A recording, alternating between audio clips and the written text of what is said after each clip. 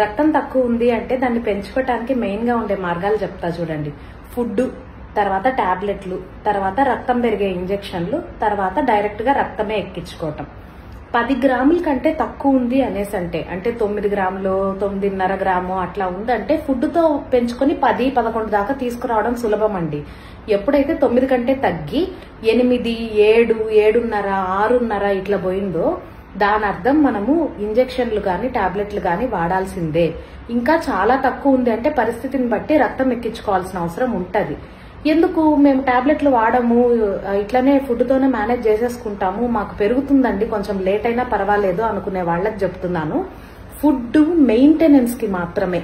ఒకసారి రక్తం లెవెల్స్ 10 గాని 11 గాని తీసుకొని వచ్చేసి తర్వాత మళ్ళీ తగ్గకుండా ఫుడ్ తో మెయింటైన్ చేయడం ఈజీ అండి. అట్లా ఆల్రెడీ తక్కువ శాతం ఉన్నది 7 గ్రాములు 8 గ్రాములో ఉన్నదాన్ని ఫుడ్ తో లాగడం చాలా కష్టం. ఇట్లనే వదిలేస్తారు లేడీస్ మెయిన్ గా. ఏం కాదులేండి, టాబ్లెట్లు ఎందుకు, ఇంజెక్షన్లు ఎందుకు అంటారు, సైడ్ ఎఫెక్ట్లు వస్తాయి అది ఇది అని. రక్తం తగ్గితే వచ్చే సైడ్ ఎఫెక్ట్లు చాలా సివియర్ గా ఉంటాయండి. లాంగ్ రన్ లో హార్ట్ మీద కూడా ప్రాబ్లం చూపిస్తుంది. వద్దు, డాక్టర్ చెప్పినట్టు మందులు వాడి ఫుడ్ తో మెయింటైన్ చేయండి.